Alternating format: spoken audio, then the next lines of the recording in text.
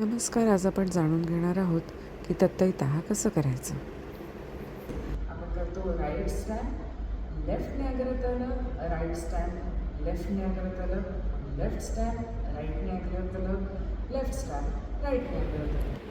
तत्तैताः धित्तैताः तत्तैताः धित्तैताः.